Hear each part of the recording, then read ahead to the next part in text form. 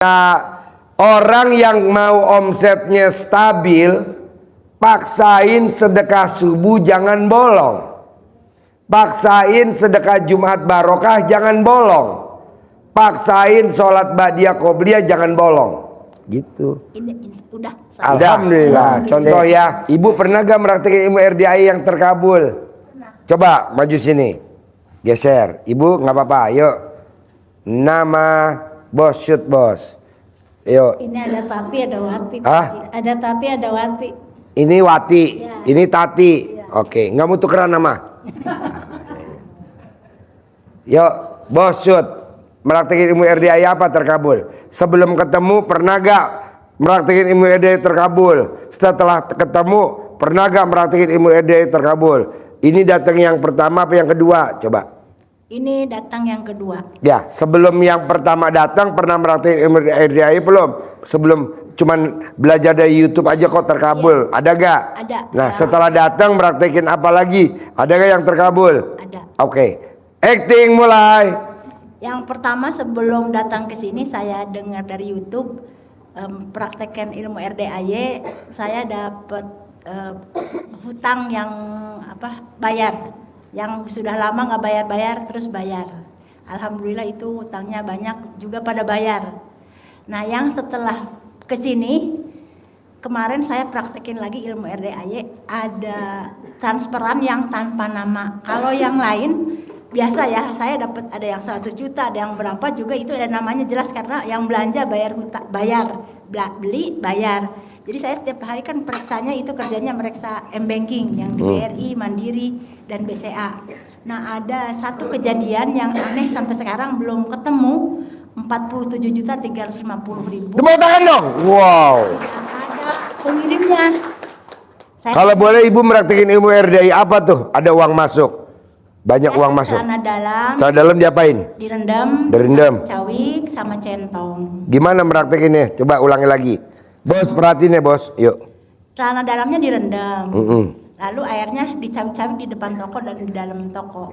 Nah, waktu sebelum ibu meraktekin ilmu RDI rendaman celana dalam dicawik-cawik, seperti apa kondisi tokonya ibu? Waktu itu memang di bulan Juni dan Juli omset saya turun ya. Target saya kan tempo hari 200 juta. Kalau sekarang per bulan? Per hari. Per hari 200? Saya sekarang 500 juta per hari. Per hari? Tepuk tangan dong. Wow. Targetnya Pak Haji, tapi saya belum sampai. Targetnya berapa? 500. 900 juta. 500 juta per hari. Ya.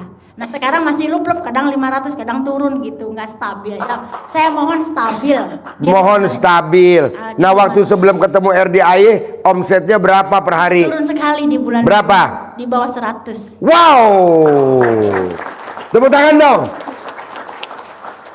Oh. Terus saya belajar puasa yang 18 itu tidak komen. Oh, tidak komen. Tahu gak 18 sifat bangsat?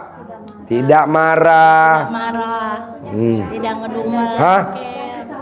Bisa kalau mau mempraktekin biar gak ada gangguan, alat kelamin ibu diplakban. Saya jadi banyak belajar, banyak di dalam ruangan, menutup diri, kurang menemani orang, kurang ketemu orang. Jadi kalaupun ketemu orang, saya diniatin Bismillah ya Allah, saya tidak ada omongan yang gak baik buat orang. Dan di HP juga saya tidak, di teman SMA, SMP tidak komen apa-apa, hanya menyimak saja. Iya, jadi kalau ibu pengen hajatnya terkabul, dari omsetnya di bawah 100, sekarang omsetnya udah naik 200, sekarang udah naik 500. Bisa gak dan ibu kalau punya grup SD, SMP, SMA, kuliah, grup keluarga, jangan komen. Kita kadang suka gatel komen, jangan dulu. Karena kata Allah, tulisan yang ada di WhatsApp grup, tulisan yang ada di Instagram, tulisan yang ada di Facebook, itu udah seizin aku. Coba disimak aja. Emang kalau kita komen, komen kita menyakiti hati orang, pahala kita pindah ke dia, dosanya dia pindah ke kita. Makanya orang yang juara komen suka nanya, Pak Haji, kenapa rumah aku tipe 21? Kenapa di rumah aku tipe 36? Kenapa rumah aku tipe 45? tembok tetangga sama tembok saya dempet. Udah gitu tipe 21 cicilannya 15 tahun.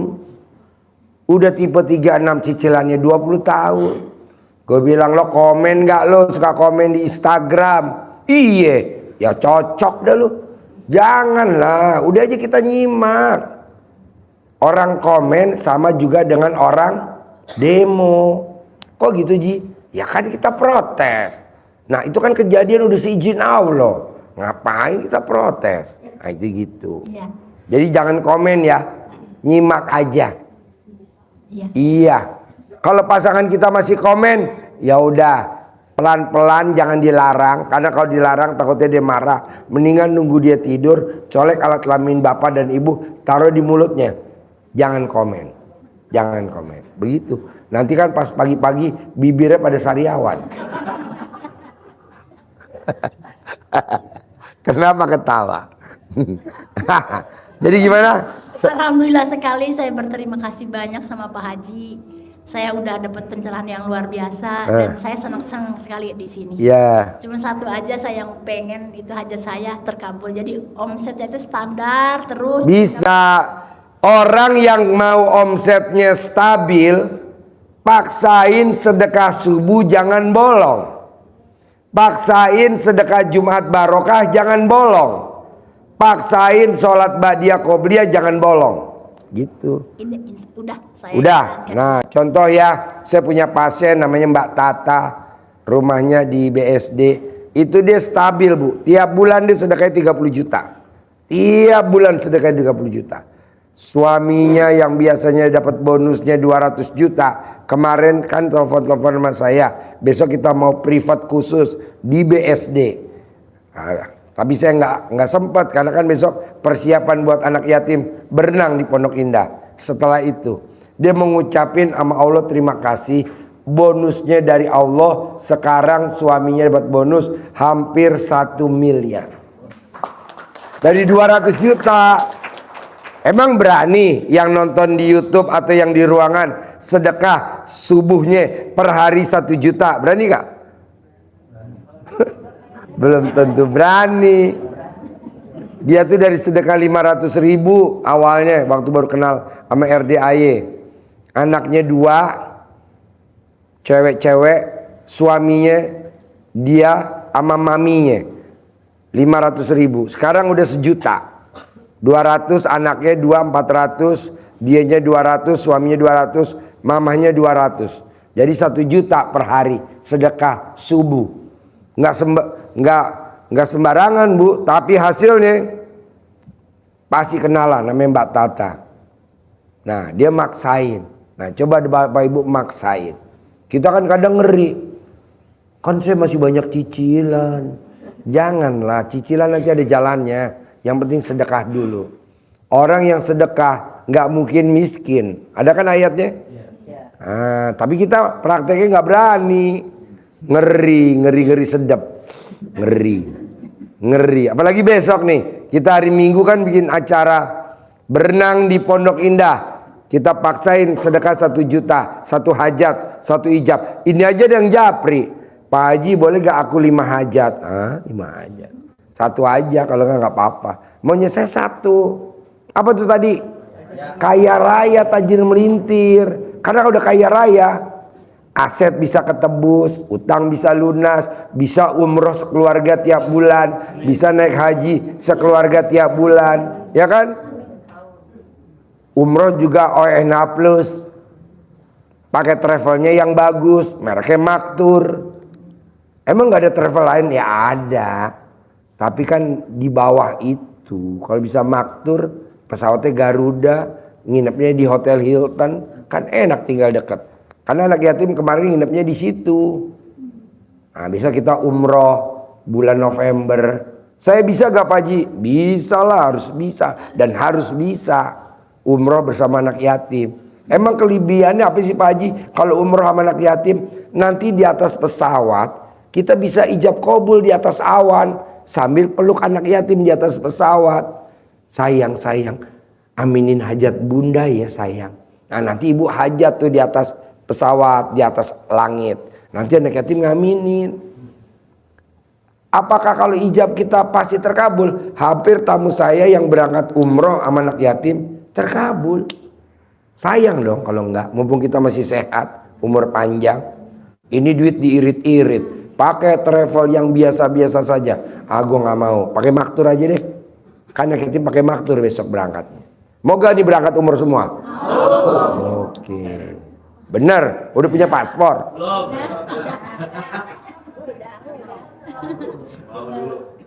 Bikin paspor Pak, bikin paspor, diniatin bisa berangkat sama anak yatim. Nanti daftarnya ke admin Bu Ai. Nanti kita bareng, tawaf bareng, tuntunan sa'i bareng, begitu. Nanti cukur bareng sama anak yatim, kita cukur-cukuran. Potongin sayang, bunda dipotongin sayang. Mana ada orang umroh rambutnya dipotong sama anak yatim? Nggak ada. Biasanya motong kan anggota keluarga. Pak Haji, bisa gak besok umroh sama anak yatim bulan November saya berangkat sekeluarga? Bisa, kan saya udah ngalamin. Saya, istri, anak saya 3, supir, suster, semuanya kita berangkatin. Jadi saya gak gendong anak saya, yang gendong supir saya. Nah, kamu juga pasti bisa. Mau gak umroh? Jangan maunya aja, semangat. Mau gak umroh? Oke, sama anak yatim? Oke, tapi Bapak harus kuat yakinnya ya. Pak Haji, aku kan gak punya duit. Ya kan kelihatan dari muka lu, muka ceper. Yakinin dari sekarang, nih kan mumpung bulan Agustus, September, Oktober, November, 3 bulan lagi. Nggak lama kok. Bisa? Apa kelebihannya umroh sama anak yatim? Bapak bisa ijab bareng anak yatim di raudoh. Jadi bapak teriak, ibu teriak di raudoh, nanti anak yatim suruh ngaminin. Manjur, pasti. Nanti di multajam, nanti di pesawat. Kelebihannya apalagi Pak Haji kalau berangkat umroh sama anak yatim? Paspornya nggak diperiksa seperti kayak orang lain, karena kan ini anak yatim. Kalau ditanya sama itunya petugasnya, yatim ya. Nah jadi kita nggak diperiksa. Koper juga nggak diperiksa. Kenapa? Yatim, dia juga mau meriksa juga ngeri. Nah contohnya kan kalau di sono sandalnya anak yatim ditatain sama Pak polisi di sono, nurut. Terus sampai sana anak yatim dicium tangannya. Kalau kita kan enggak, tangan kita mau dicium aja sama anak yatim. Makanya hajatul lemhot. Harus anak yatim tangannya dicium. Gitu, yatim tuh mulia Bu. Daripada orang pinter, mendingan yatim. Mau umroh bareng anak yatim? Oh gitu semangat. November ya. Persiapan ya. Yang jenggot dikerok, yang kumis dikerok ya. Mesti rapi ganteng kan yang diseleksi. Minimal punya alat kelaminnya ada. Ada kan nih alat kelaminnya? Yo ibu gimana? Ada lagi yang mau diobrolin? Ada Pak Haji. Apa? Ini masalah perpajakan. Ya. Saya perpajakan itu lumayan dikejar-kejar karena semua saya sebagai distributor dari perusahaan. Jadi kan sekarang online ya. Jadi lumayan perpajakannya dikejar terus karena dari tahun-tahun sebelumnya saya kurang bayar. Gitu. Pertanyaannya? Pertamanya gimana caranya supaya nggak dikejar-kejar. Ya. Celana dalam tetap dibalik, BH tetap dibalik. Kalau ibu lagi di rumah, bisa gak dalamannya dibalik? Kayak ibu pakai ini, pakai legend apa? Leggingnya dibalik, nanti nggak dikejar-kejar. Dia juga bingung. Bisa? Saya privat. Hah? Saya mau privat. Ya ibu japri saya, Pak Haji, saya yang dari Bekasi. Udah, ya coba kirim lagi. Nanti kita privat. Di Sentul enak ya, dekat atau paling enak ya di Grand Hyatt. Boleh. Mau Grand Hyatt? Plaza Indonesia. Mau. Oh, ya udah lu japri. Ya. Di lantai 3. Ya boleh berdua. Ada yang mau ikut? Nggak muat kali ya. Kapan Pak Haji ya? Di lantai 3 Grand Hyatt. Ya ibu japri dulu, ntar saya kabarin.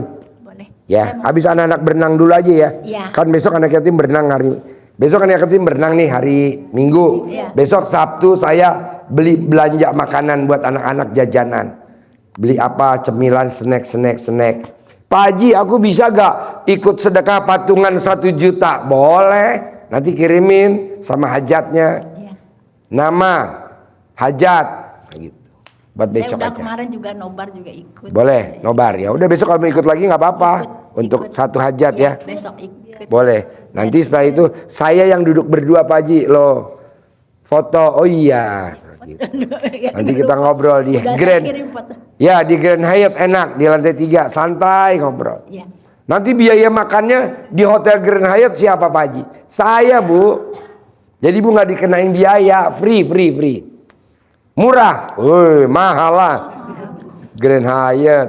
Sebelahnya dari Grand Hyatt kita keluar toko parfum Hermes. Iya, nanti kalau turun ke bawah toko parfum Coco Chanel. Sebelahnya toko kosmetik La Mer. Kalau ibu mungkin Lumer kali ya. Tahu gak kosmetik La Mer? Belum pernah dengar? Pernah?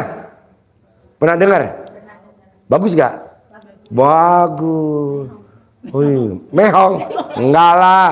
Kalau ibu mau belanja kan saya yang bayarin. Iya. Mau? Tadi pada nggak mau. Mau. Nanti terakhir nenen. Jadi humor. Ya, ada lagi? Itu aja Pak Haji. Boleh. Ya, terima kasih banyak. Ya, boleh duduk. Assalamualaikum warahmatullahi Ntar japri saya ya. Ya, Pak Haji. Saya mau privat di Grand Hyatt.